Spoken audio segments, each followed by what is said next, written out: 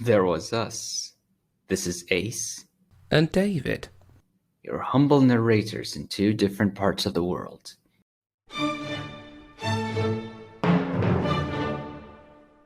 And we're sitting in our chairs with our Milk Plus, which is what we were drinking, trying to make up our Azudox to video what to do today. Then we went through our film biblio, and we found out that this year marks the 50th anniversary of A Clockwork Orange. Which turned out to be a very horror show time. This will sharpen us up to get ready to celebrate the 50 years of ultra-violence.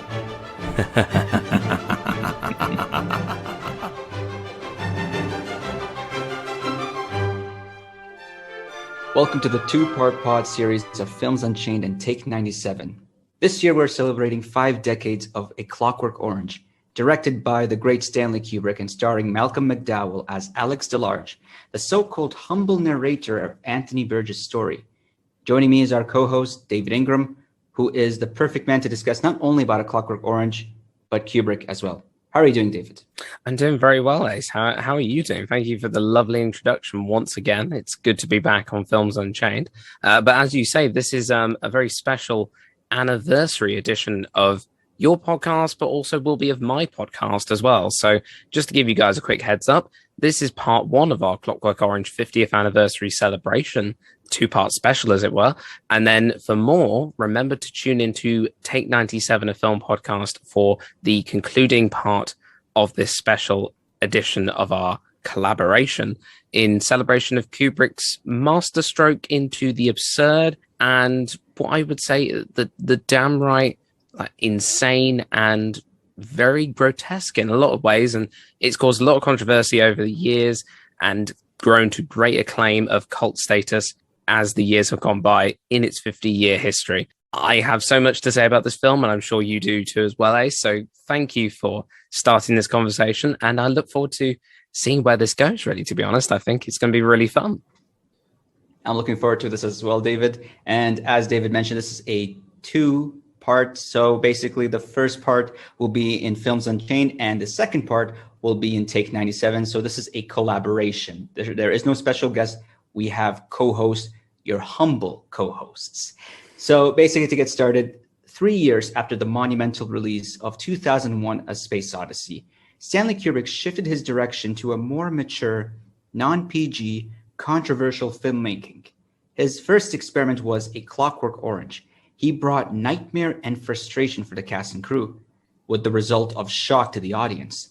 Since its release in December 1971 in New York, this was a turning point in the movie industry and for Stanley Kubrick. It went to the point of receiving death threats to Stanley and his family from the backlash by the society. Because of that, A Clockwork Orange was banned in the UK and many countries for over 25 years until Stanley Kubrick's unfortunate death in 1999 during the premiere of Eyes Wide Shut. From that day on, the movie became a cult classic and one of the greatest movies of all time, which was a change in culture. But how did we get to this point? Well, we're going to talk all about it and take you to a wild journey in this movie. This episode will focus on the story before the Ludovico technique, which is the center of this session. So part one will be the time before the Ludovico technique, and part two with David Ingram will be the aftermath of Ludovico technique. So right now, let us sit back and have a drive to England with David to get this going. David, the floor is yours. Thank you very much, Ace. So yeah, going on to this next part of just to introduce you guys, for anyone who doesn't know A Clockwork Orange and doesn't really know, what is it? Is it about oranges that look like clocks? Is it about some weird mental experience with oranges? We don't know. No, we do know. It is a film that's filled and fueled with psychological drama, to say the least. And like Ace said in his little introduction there, it drew a lot of attention to Kubrick for a lot of the wrong reasons. But now in retrospect, we can understand that that is not really as bad as some things that even come out today by today's standards. And it's quite tame in some respects, but it's still shocking. The film is based on the 1962 novel of the same name, A Clockwork Orange, written by the author Anthony Burgess.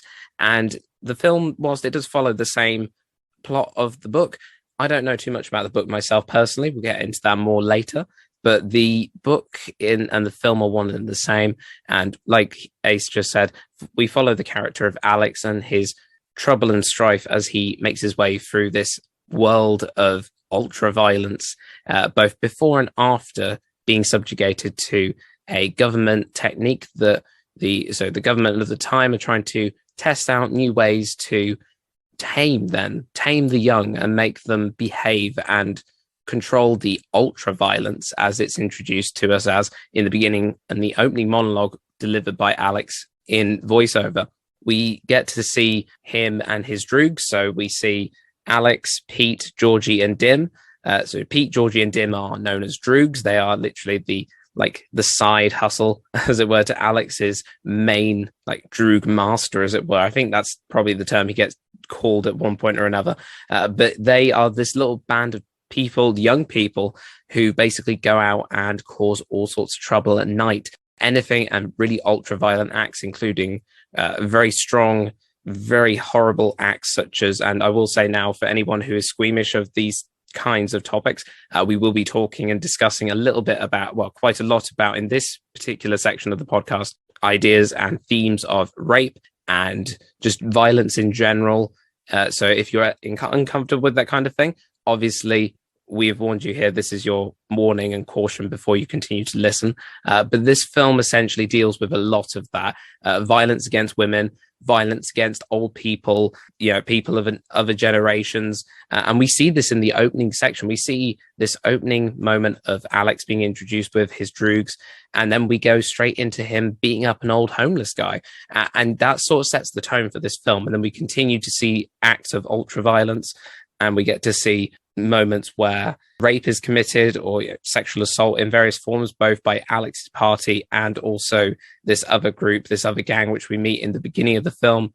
And then throughout the course of the film, we get to see Alex he ends up being double crossed by his droogs. He gets taken in by the police and basically taken to a standard prison, really. But he ends up being a test subject, as I said earlier, for the government to try and decrease acts of ultra violence in the public interest. And he goes through like Ace said, the Ludovico technique, where they try to hypnotize him and make him as non-violent as possible. And then we follow him through to the end of the film to see how he might grasp that ultra violence back by the end of the film.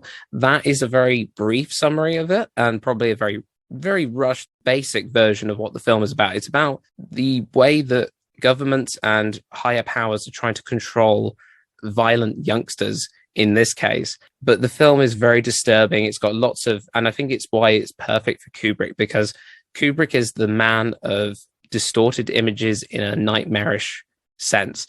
He produced The Shining about 9 years later after this film. And I think you'll find that he was definitely the right man for that sort of job with the nightmarish images and that. The benchmark sort of started with this film, I would like to say anyway, as my initial sort of summary of the film.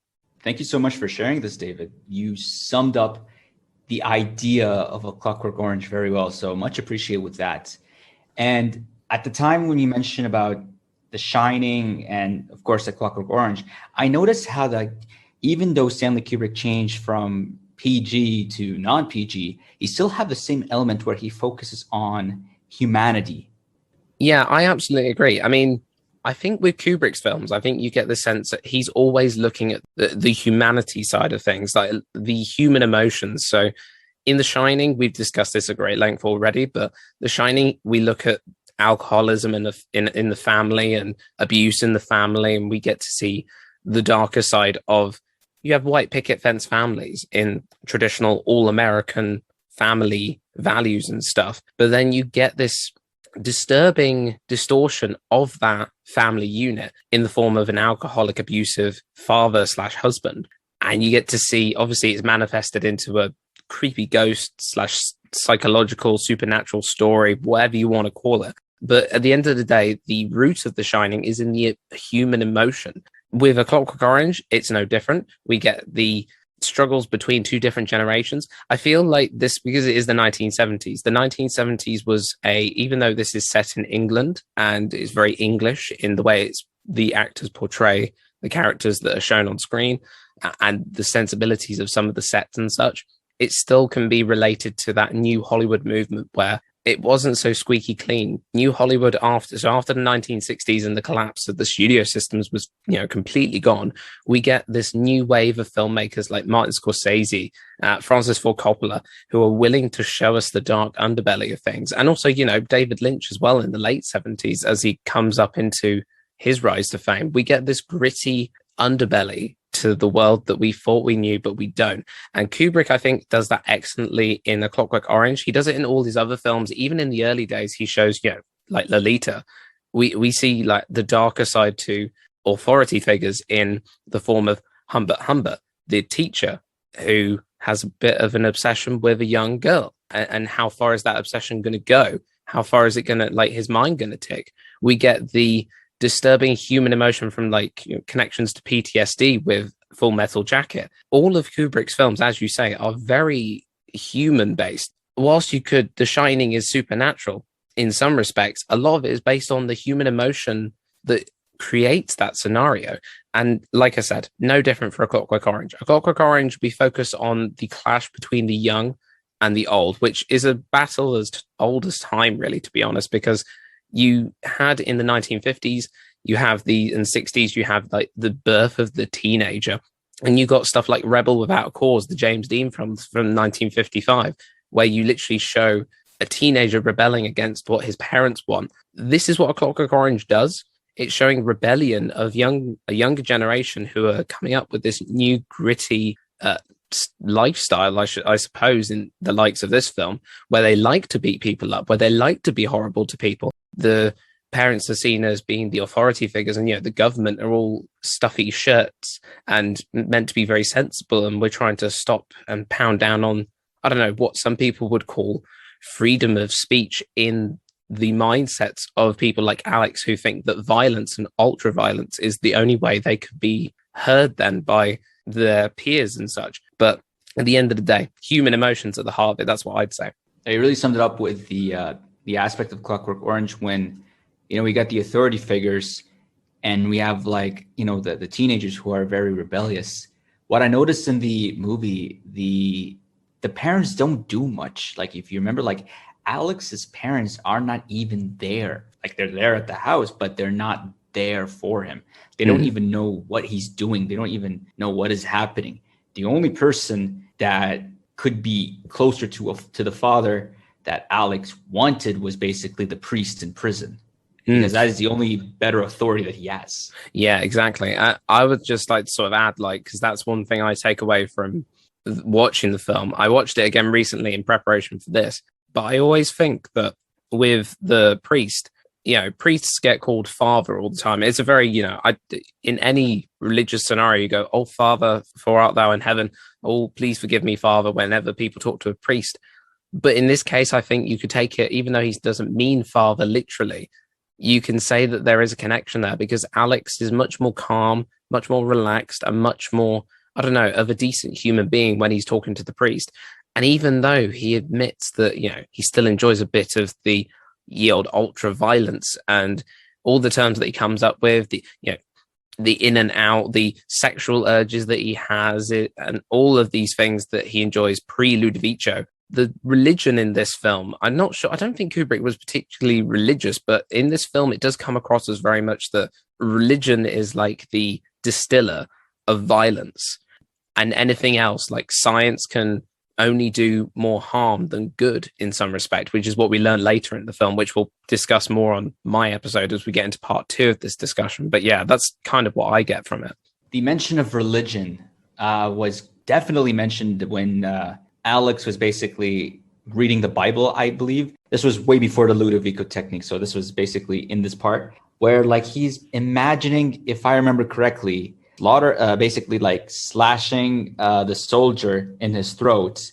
And if I remember correctly, basically using the whip to basically attack Jesus when he was walking for the crucifixion. So in a way, he's basically reading about religion, but looking at the violent aspects, what he was reading in the Bible. And he was just picturing only that side, which is basically the attack, the murder, because that's what satisfies him. That's what really brings him peace. And Stanley Kubrick doesn't really talk much about religion. The only time I remember him, learning about him talking about religion was when he learned about Stephen King. We mentioned in The Shining, where like, did he believe in God? And when Stephen King replied yes, he says, I knew it, and he slammed the phone at him, because the reason these supernatural things happen because Stephen King believes in God. That was his point of view. So him with religion, as Kubrick doesn't really get along. I think I'm not sure if he's like agnostic or atheist, but he doesn't have any beliefs per se.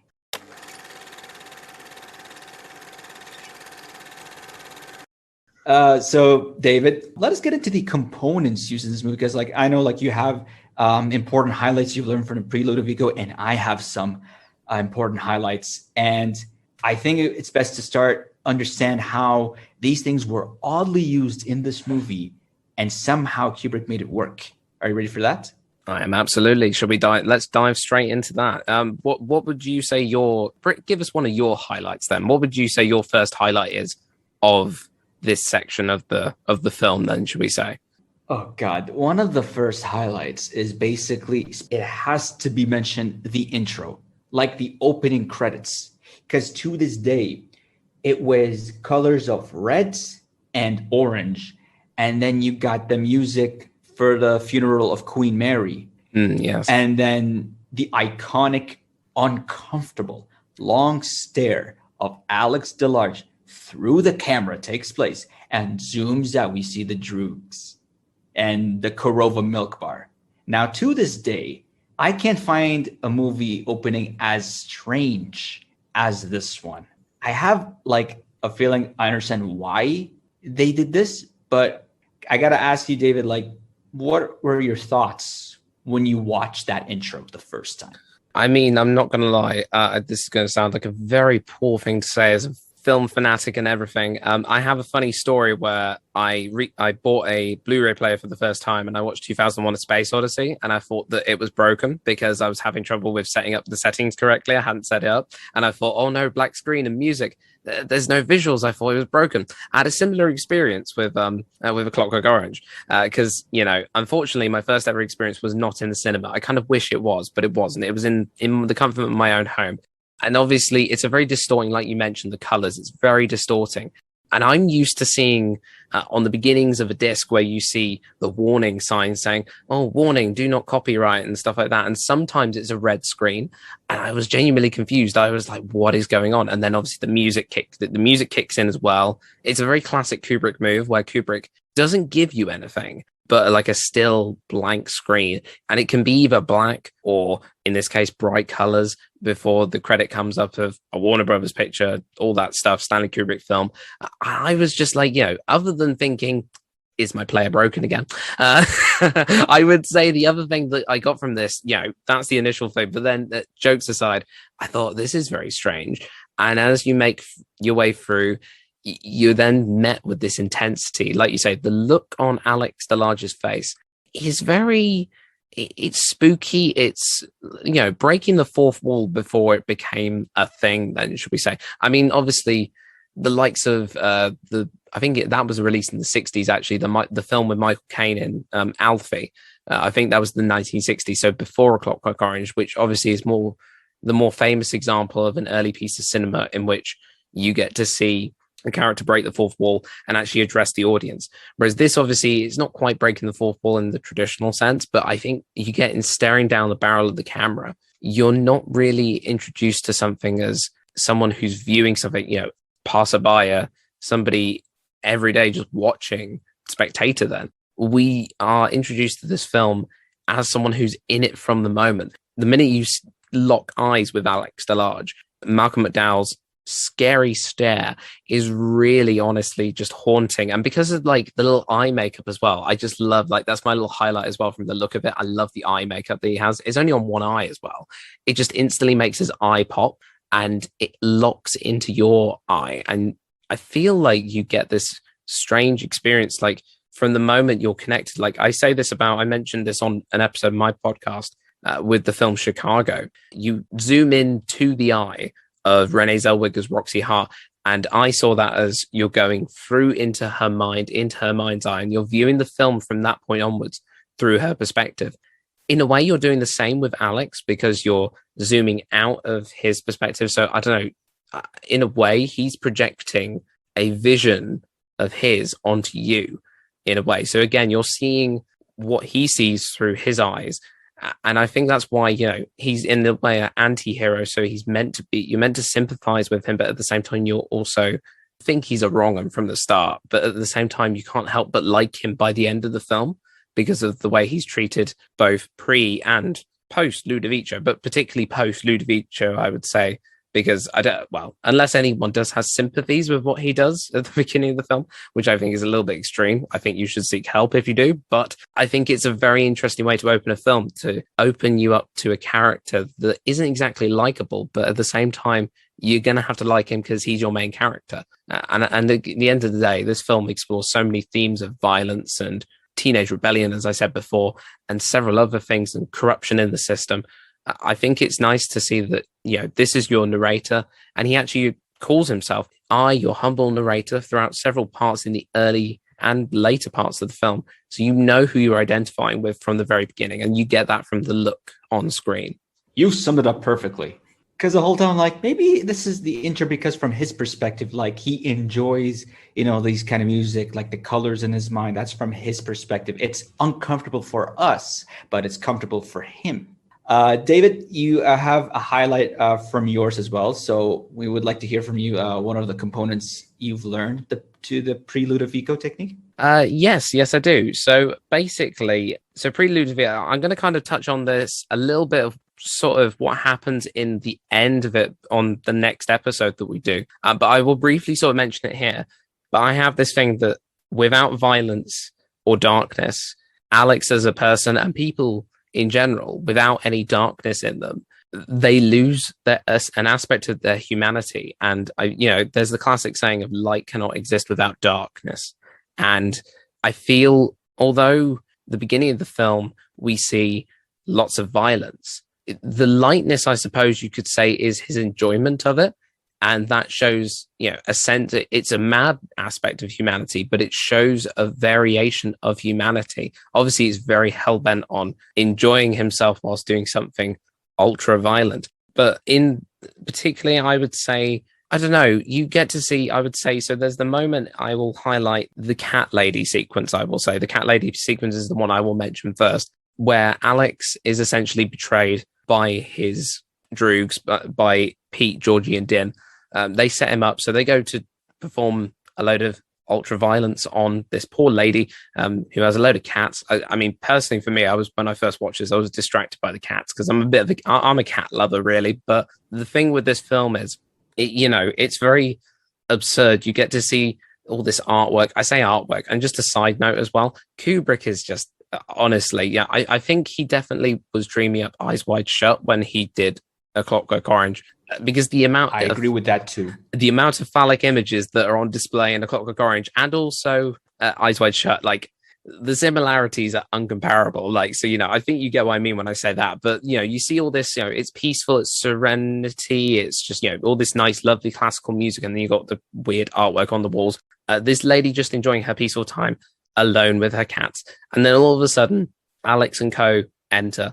Although it's just Alex. And then Alex gets set up by Pete, Georgie, and Din, and he gets arrested for murdering this woman, although he doesn't think he's murdered her at first, but he does, by killing her with a giant penis, which, I mean, it's the weirdest way to die in a film, I'm not going to lie. I mean, there have been more cooler ways to die in cinema, and there have probably been more stranger ways to die in cinema, but to be honest with you, that is the weirdest sentence I've ever said on a podcast ever. So I do apologize for anyone who is a bit squeamish about terms like that, but genuinely it's the weirdest way to die, and it was the strangest thing to watch.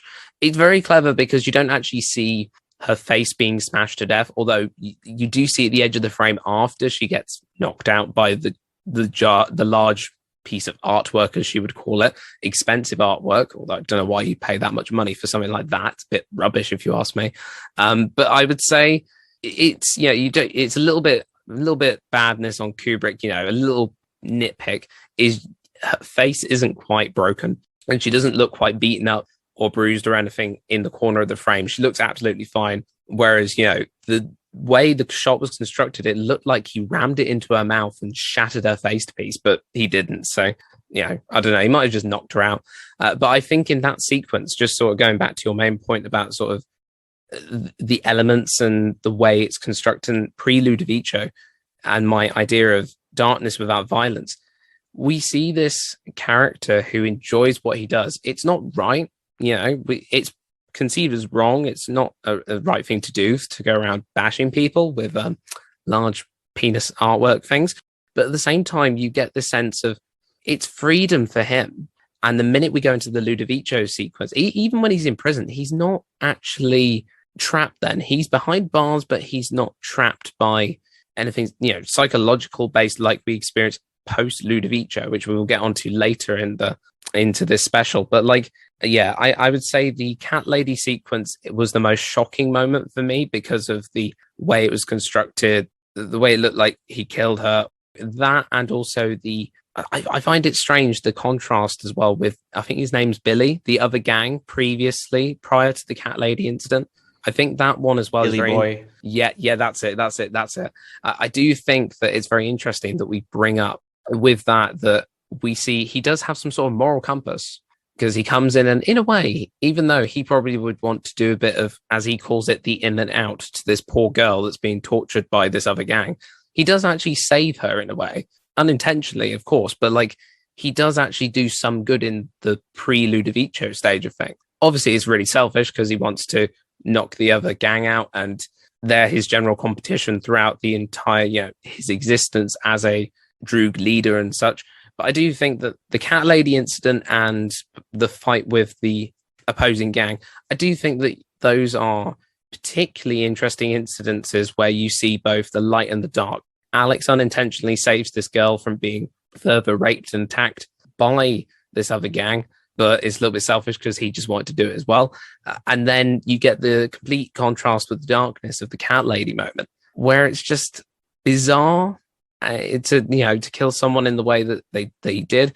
And then you see the innocence when he gets turned in.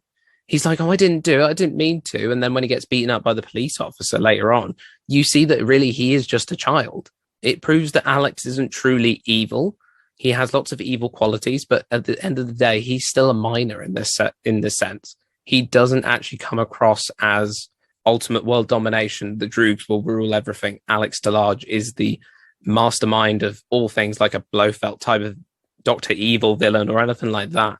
The childish innocence of when he gets turned in, goes, oh, why did you turn me in? It sounds really stupid, but it shows that there's innocence there, and innocence is purity in some form. And that shows a bit of light in him. So to completely take away the darkness from him, it really after the Ludovico technique, it really does contrast with the fact that he doesn't have a choice to flip between the two, the sensible and the ultra violent. And we do see him being sensible when he goes to the record store. He may be flirting with those girls. He eventually brings them back to his bedroom, but he does have a composed self as well as an ultra violent self. So I think one can't exist without the other, is my kind of feeling, at least in this Kubrick universe anyway. Yeah, it just took me a while to realize this. You mentioned when he saved the girl from Billy Boy and the gang, and then when we compare it to basically the cat lady and to the victim couple, I noticed how basically Alex does not target young women at his own age or even younger, but he's only targeting elder women.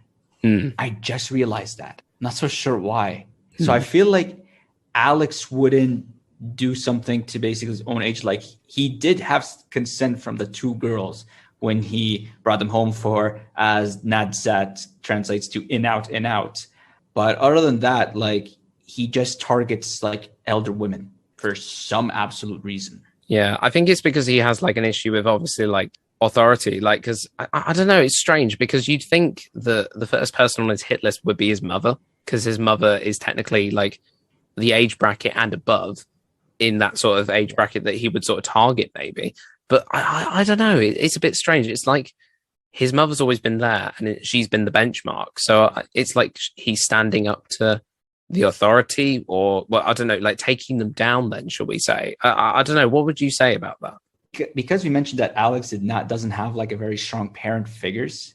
I feel like he's basically targeting the elder people as a revenge against them because they were not there for him. So he's using violence as a way to make peace within himself. But we all know that whenever you do violence, no matter how many times you do it, you really can't be in peace.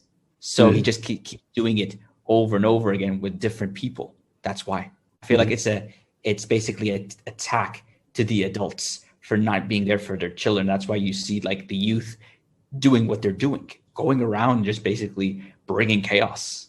No, that's exactly. Yeah, bringing chaos in a way that makes sense to them. And they're trying to make sense of the world. And the way they make sense of the world is through chaos.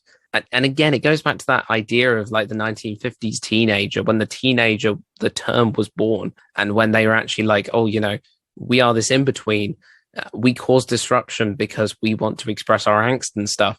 I'm not going to lie. This film, when I first watched it, I thought it was meant to be set in like a dystopian future. I'm not going to lie, because of the way everything was and the way the violence was prevalent. But like, it took me a while to realize, obviously, and a lot of research and reading into it, that actually the film was much more of a reaction to people of the time. I think it was probably even more of like a response. Obviously, the book itself was probably more of a reaction to kids of that era. And then when Kubrick did it, obviously it probably wasn't as like prevalent, or maybe not in the way that the book described it as, and certainly not the film. But I know for a fact afterwards, which we will go into more detail about, but like there was like rumors and haunts of copycat crimes and people doing a Clockwork Orange on you and killing people and beating people up like Clockwork Orange. But I just think that this film, at the end of the day, is a very in-depth piece of filmmaking that is very intense, and it's not for the faint of heart. At the end of the day, if you want to watch something that's all sunshine and rainbows, by all means watch something else, but this one is a very difficult watch. The book's a hard read by all accounts as well, but like, yeah, the film definitely goes that extra mile to make you feel uncomfortable, especially in the later half. You mentioned the uncomfortable. Like when I first heard of Clockwork Orange, it was basically in watchmojos.com, and the Clockwork Orange was one of the I think like 10 most disturbing movies to watch. Yeah. And it's because of how it's depicting the violence and these unwanted acts. But at the same time, they talked about like, what happened aftermath and people imitating what they've learned in a Clockwork Orange. And I want to move to the second aspect of basically the components and elements, which basically goes with both of our common highlight, which is the invasion of the house. And yes. there's a specific part of the scene. And David, I remember you have something to talk about, which is basically the one we're basically thinking about. Yes, no, exactly. It might have something to do with a particular song. I feel is that where we're going with this? I feel.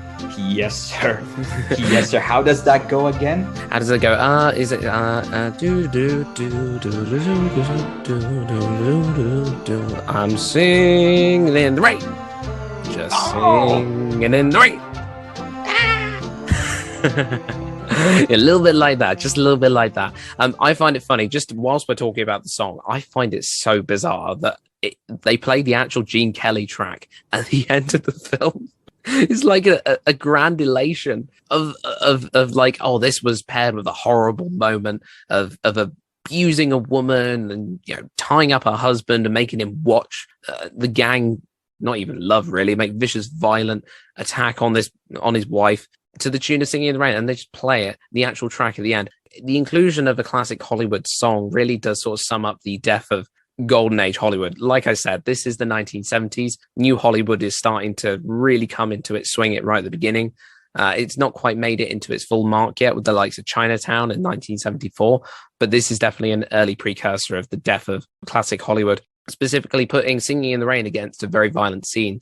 And I do think that with this part, the invasion of the home, we get this sense of security, don't we? We get this sense of security with people in their own home. And it's the moment that you open the door to a stranger and you let them in. And so Alex gets let into the house and he is unleashed then. and therefore permission is granted to cross the threshold. It goes back to that sort of idea of, I can't remember what film it is now, but there's a film where it's like, I can't do anything without your permission kind of thing. I can't remember what it is off the top of my head, but there is something like a magical, it might be like a genie scenario or something like a mythic legend where, oh no, it's the vampire. That's it, the vampire. Yeah, I was thinking of Dracula Netflix. Yeah. It's like, I cannot enter without your permission. Yeah, and I think generally as well, not just that adaptation, but I do think that with Dracula in general, the idea is that he cannot, the myths and legends behind the vampire that lusts for blood, in a way, Alex is his own, like a new version of the vampire then, because he lusts for his own version of blood, and that is the violence. And the violent acts are like every time Dracula takes a bite and gives a good old drink of blood in his system, we get this moment where he acts all innocent and trying to gain entrance to the house. And the minute he gains entrance to the house, anything can happen. So Alex is in himself really a vampire in an ultra violent scenario, because you think about it, Alex and his droogs are armed with like baseball bats, and they're quite violent and they're not opposed to breaking things, but they never break in. If you think about it, not at any point in the pre-Ludovico scenes before he gets sent to prison do they break into anywhere. They don't break into the cat lady's house. I mean, they break in a way that, they cleverly get in through the door and stuff, but like they never actually make a big song and dance out of breaking in and smashing windows too much as such, really. They break like property and like outside public spaces, but that's because they feel they own the public space because it's theirs. But they respect the private areas of a home until they're invited in. Once they're invited in, they see that as their invitation to do whatever the hell they like. And that is why there is no mercy shown, because you've invited us in. You asked for it. That's the attitude that Alex has. So he's playing around with basically like the government policy, like as long as you're invited and you do whatever you want. But if you're basically invading or like disturbing their privacy, then hell will break loose. But they basically manipulated with the bylaws, I'm guessing, if that's the best way to describe it. That's why like there's no police involved or whatsoever. Yeah. And I can't mention it now because we're going to talk about it on the next episode. I keep saying talk about it on the next episode, but the police have a very interesting role, let's just say in the part 2 of this, because authority figures in the beginning are seen as very lackluster until he does get arrested. But part 2 definitely does show that. But that's what I'd say for that. I'd say the invasion of people's homes is very much it's like the vampire legend. Alex is the vampire of the future, and he's the vampire of this dystopian land that is 1971. I mean, the visuals, the reason why I thought it was a dystopian future is the milk bar at the beginning. It's all like, all these phallic images of naked statues, which, one of them, you squeeze the nipple and milk comes out of it, and everyone's just so casual about it. And people in their everyday life have a artwork in their houses of these images. Like, it kind of also says something about the people in the society, that everybody is inherently messed up, or in some respects, I mean, it depends on what your point of view is, obviously, but I do think that the world is a twisted world, but there is only so much ultra violence and strangeness that the world can take, and Alex's kind is a bit too much for them. But yeah, the cat lady scene, and the moment that he gets arrested, where we realize the innocence is still in him at the same time as being an ultra violent young man, those are my sort of highlights from the beginning of the film. Do you have like another highlight from the film? Obviously, I enjoy the opening sequence as well, but anything else from you? Well, you actually, what's interesting, like you shifted to the milk bar, which is actually like the one aspect I'd like to discuss, which is a glass of milk. But before I do that, I just want to mention, do you know the exact reason why Malcolm McDowell was singing in the rain? I'm not going to lie, really, to be honest with you. I don't know the actual reason for it, but I'm guessing you do, because you sound like you do. I bet you do. You'll be surprised. So, like, initially, I thought that Stanley Kubrick was pulling an FU to the golden age of Hollywood, as you mentioned. Yeah. That was initially when I first watched it. But that wasn't the case, apparently. What happened was, so Malcolm McDowell doesn't know any songs. So Stanley Kubrick, and I quote, he said he doesn't want to make the gang attack scene too stiffy. And he asked Malcolm, like, do you know any songs? he said, Malcolm McDowell says, no, I only have one song that I know is Singing in the Rain. That was the only reason, because he knows that one freaking song. That is the main reason, because Malcolm McDowell doesn't know any song except Gene Kelly's Singing in the Rain. And somehow it fits with what they're doing. And what's interesting enough, this specific scene, in a way, is also like an inspiration to Reservoir Dogs, stuck in the middle with you. You're catching up with the music. You're always bouncing and catching because, it's a good music. All of a sudden, bam, that's what it is. You're combining violence with music, and you have no other choice but to watch it. That's how smart Kubrick is. I still can't believe he only knows the one song. I'm not so sure if he knows more songs right now, but I mean, I would hope that he knows a few more songs as he's got a little bit older and wiser. But I mean, nothing wrong with Singing in the Rain, as long as you're not Clockwork Oranging it. But Speaking of which, have you seen Malcolm McDowell basically putting the same costume and the eye makeup again at the age of like 60? I think I did. Yes, I did. Yeah, no, that was very creepy. It's weird. It's very strange. Yeah, it still is. So weird. Moving on to the glass of milk. Now, it was strange for me because they used milk in Burgess' story. The whole time I was thinking, like, why milk out of anything? Why? Initially, I thought it was basically like, messing around with thinking, anything can happen in the future. Something can mess up, change of culture. And it shows that even people drinking milk will be the biggest thing. I was remembering like the show Friends. It wasn't common to spend time or hang out at coffee shops. It was always bars and restaurants. But when the show premiered, the culture shifted. And now coffee places have become more common to study and spend time with friends. So initially I thought basically Burgess was trying to say that something uncommon will happen in the future that even includes having a milk bar. But at the same time, it's like hitting two birds with one stone. We talked about this before, David, like when we were chatting, we watched a post talking about the symbolism of milk. And with Clockwork Orange, it shows about being rebellious, and it symbolizes youth, and how mainly droogs are the ones drinking the milk before we see them, or even after we see them doing ultraviolence. What do you think of the idea of milk? Well, on one hand, you mentioned very well that they drink it before any act of ultraviolence. They have to sup a bit of milk before they go out for a little bit of the old ultraviolence. So you could say that milk is the poison chalice to their minds.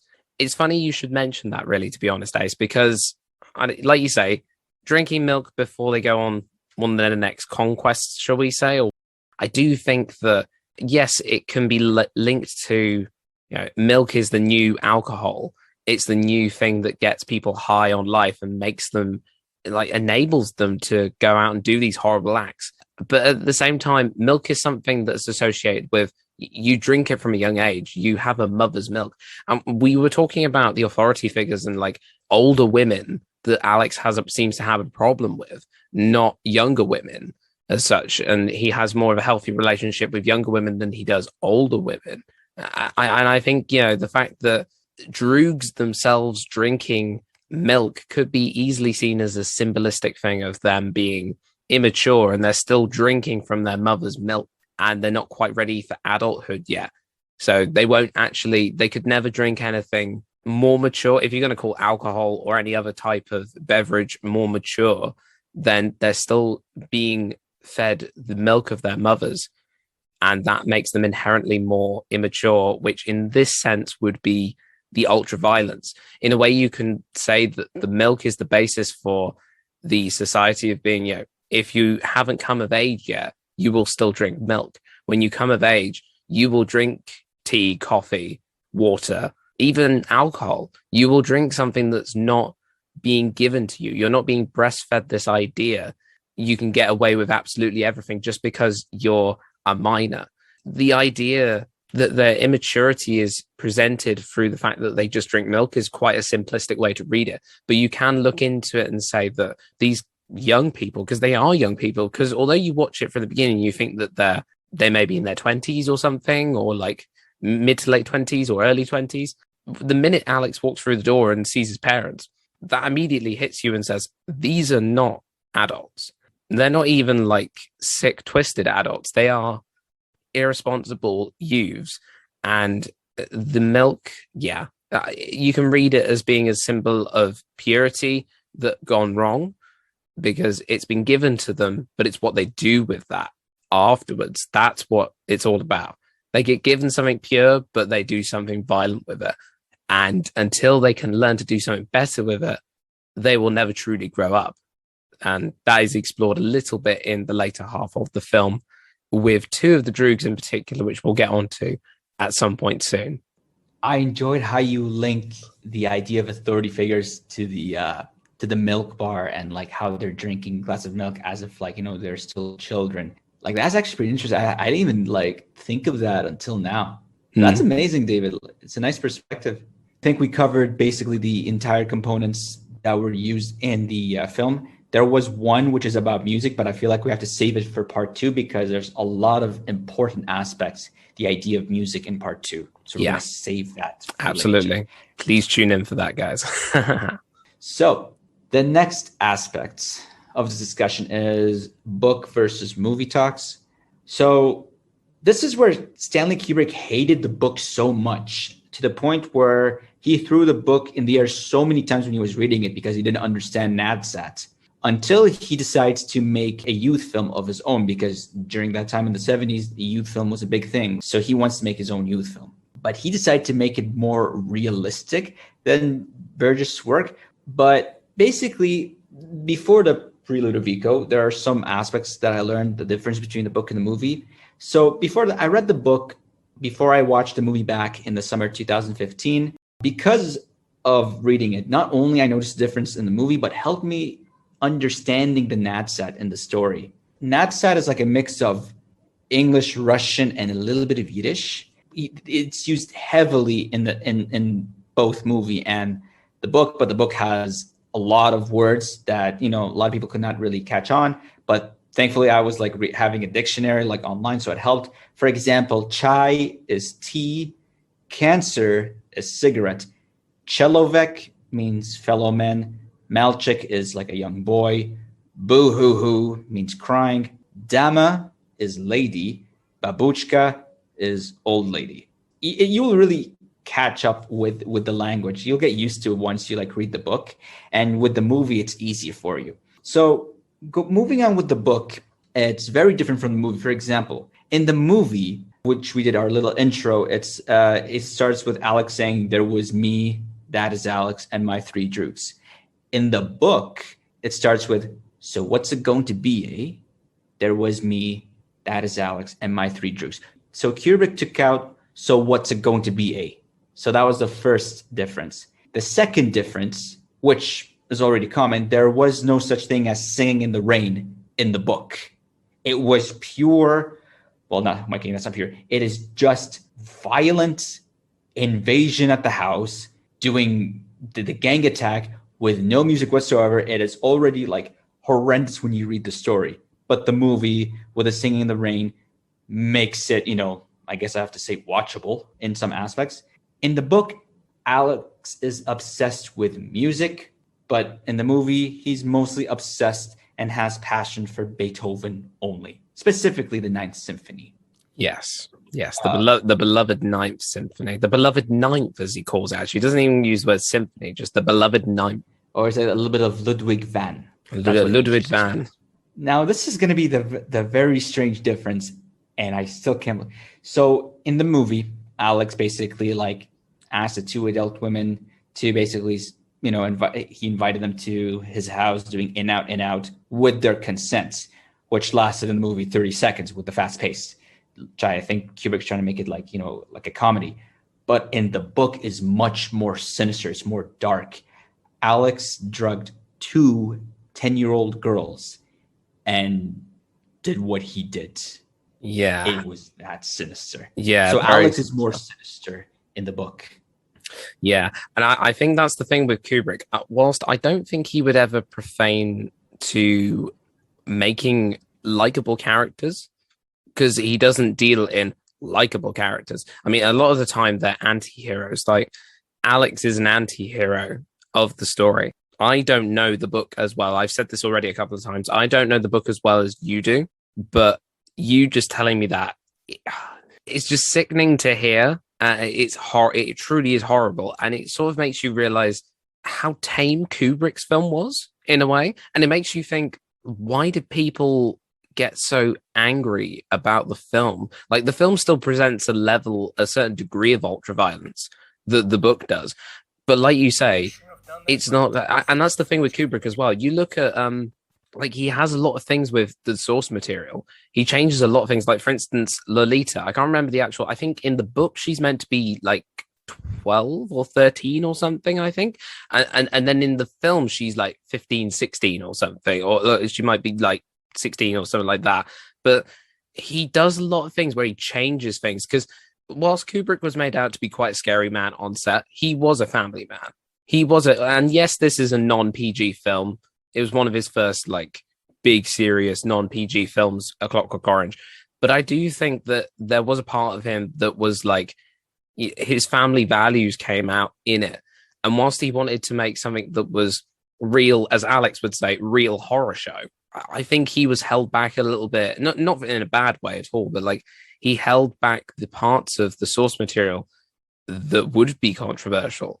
People lost their rag with the film because of the certain themes that it deals with the rape, which is understandable, and the violence against just older people and women in general. Yeah, it's not a nice thing to watch. It's an unsettling film. But when you put it into perspective, it's equally as disturbing as the film, but for a different as the book, sorry, but for different reasons. The book, I only know this because you're telling me these details because you've actually read it. But based on that little bit of information, like I feel that he didn't intentionally, decide let's make it really horrible. He went with what I thought I feel that would be good for the narrative. And that is it. He's all about the story. Well, in a lot of respects, it's the storytelling, but it's very ambiguous. He wants to leave a lot of ambiguous moments in his stories.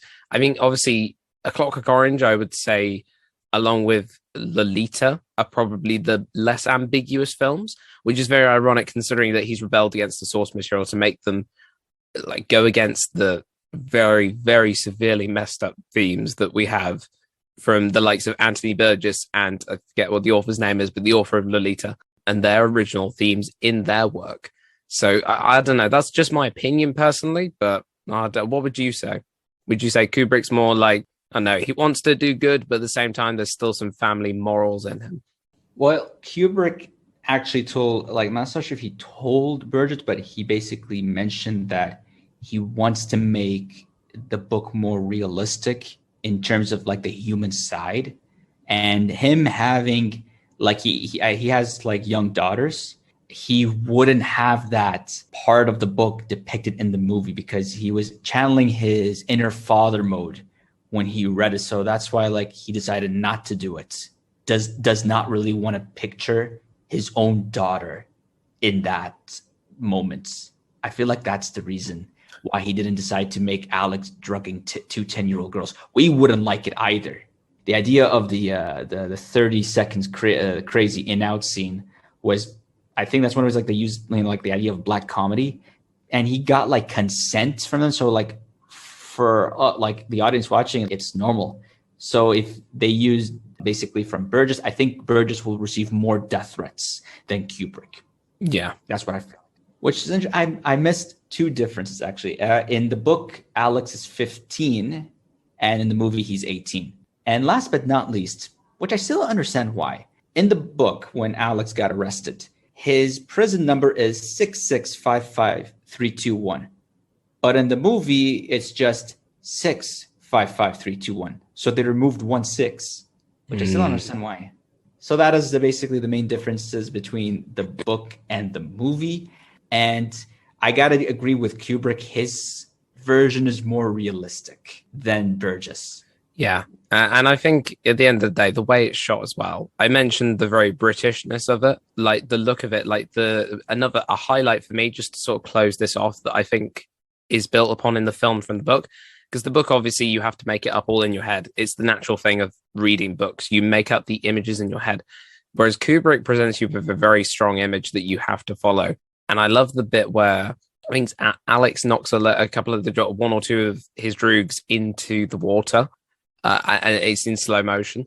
I think that's probably one of my favorite shots from A Clockwork Orange, where it accompanied by a bit of the blessed Ludwig, a bit of the ninth, bit of Ludwig van Beethoven, and it's just a really nice sequence of cinematic story. You know, just to watch it, it's nice slow motion. Like Kubrick has done slow motion before, but at the same time, you do feel like it's more special in this because it's just a moment of release. I think it's not ultra violence.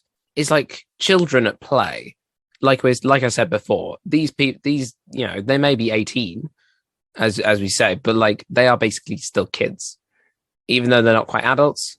You know, they technically would be at the age of 18, but like they are still kids. And this moment, accompanied by a bit of the blessed Ludwig, it's a nice way to sort of show that youthfulness in them, and condensing the rebellion into one little scene that's not as violent. And it's cinematically great because you get to see all the pain and torture that's in Alex's face as he like strikes one of the droogs. And you know, if it was played at like the speed that the scene with the girls was, I think it would be very comical, but it's made to be very epic. So you know, my point sort of escaped me with that bit, but I do think that the film gives you more to watch and think about. The book, you can read it and maybe forget it after a while. It might stay with you for a little bit. Like any film, it gives you that incentive to think about it. And with the age of streaming and Blu-rays, if you're into that kind of thing, or anything, you know, rewatching stuff, you're able to pause moments and think about them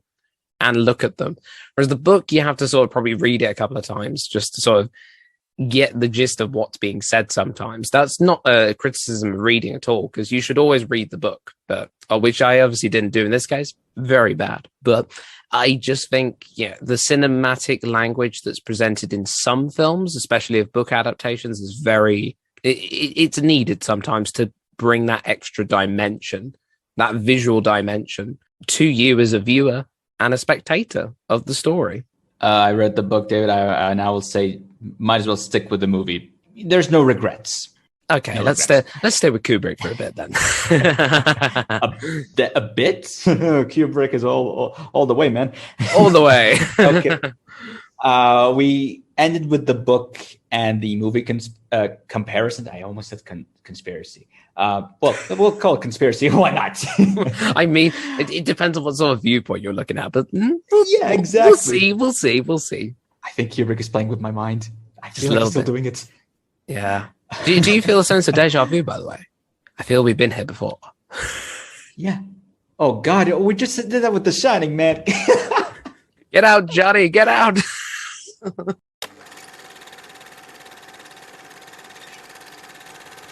Sorry. Back to the podcast, everyone. Welcome back to the podcast.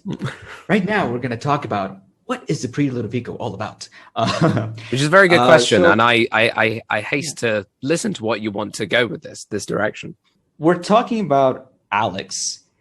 Funny enough, his last name DeLarge is not in the book. Fun fact. You got Alex, who is a damaged, corrupted guy who finds joy with violence in a poetic fashion. He's got no authority to look after him. Not his parents, not even the government, until getting arrested, of course. In other words, you got a guy who is getting away from punishments and consequences of his actions. But you also got a guy who's got nothing to lose and does not care about judgment. And that, to me, that's a trait of a psychopath. Because when you're not basically listening or following the rules and you don't care about what other people say or even do, you have nothing to lose, no empathy, no morality, and you think of doing whatever you want. But as we were talking, David, now to mention it, Alex does have morality to a certain extent. I feel like for his age, like to the people around him in his age, he has morality. But over his age, or at the age of his parents, he doesn't have morality. Yeah, no, definitely. I completely agree. I think it's what we've already said to sort of sum up the Pre-Ludovico thing. He enjoys the violence. He's clinging on to that last bit of immaturity, that bit of childhood. In his life, it's the ultra-violence life, but he's not facing up to his responsibilities as becoming an adult then. And I think that's why Kubrick changed the age as well. As we were mentioning, he's 18 in this, because I feel like, I don't know, I think it's like, not so much, I mean, it's more relevant now. In a way, it's like Kubrick knew, because back in, people of my parents' generation or other generations that aren't, like our age, people would leave school at 16 and enter the world of work at 16. And that's kind of probably where like Anthony Burgess got it from. When he wrote the book and Alex was 15, he's the similar theme of going into an adult life, as it were. So responsibility is beckoning. But at the same, and also because in the book, I imagine, even though I haven't read it, I would say that because the large sexual content then, amount of it that's involved, is because the age of 16 is the legal age in the UK anyway. I can't remember whether Anthony Burgess is actually British. I want to say he is, because obviously, depending on how you look at it, I don't know that for a fact. But in the UK, the legal age for having sex is 16. So that kind of ties in with this. But obviously, Kubrick making him 18, it makes it more complex and more in depth, because he's on the eve of looking forward in life. He needs to be owning up to his own responsibilities and being an adult, but he's denying it until he's shown the hand, as it were, and shown the way of the world by the adults, even though it's corrupt and misguided, which we'll talk about as we go into part 2. I would say Pre-Ludovico, he does have some morals, because like you say, in Kubrick's version, the morals are in the fact that he does not have respect for his elders, but he does respect his fellow younglings, as it were, like people his own age then. I agree. And we have a quote from Malcolm McDowell when we're celebrating 2011, the 40th anniversary of A Clockwork Orange. Regardless of my opinion of the book, he mentioned that, yes, Malcolm McDowell mentioned that Burgess' masterpiece is a great book, and it took a great director to film it as well. And I think this is a good quote to sum up the first episode of the 2-part pod series of A Clockwork Orange. I think this is where we end the part 1 of the pod series. We focused on the Pre-Ludovico story of Alex DeLarge in Films Unchained. We'll be continuing the story with Post-Ludovico in Take 97, a film podcast, next week. So check out his podcast when the time comes. We will be waiting for you. Looking forward to it, David. I'm very excited, Ace. And yeah, for any Take 97 fans out there, please be sure to tune in. And for any Films Unchained listeners, please be sure to join us on the next episode, because you will not want to miss this episode. We are going to be delving deep into the post-Ludovico section of the film and a little bit of the reception of the film, which we touched on already. But I'm very excited to get started on Take 97, a film podcast, the part 2 to this special 2-part series of A Clockwork Orange, a celebration of 50 years of ultra-violence. What a horror show. Definitely a horror show. From my side, this is the final movie discussed in 2021, ending the first season of Films Unchained. Looking forward to seeing what 2022 has to offer with the upcoming movies and topics with season 2. And until then, thank you very much for tuning in and listening to this episode, and we will see you next time in Films Unchained podcasts. But most importantly, we hope to see you, Damas and Chelovex, in Take 97 for part 2 of A Clockwork Orange, 5 decades of ultra-violence. I'm Ace, joining with David Ingram. Have a good one. See you later, guys.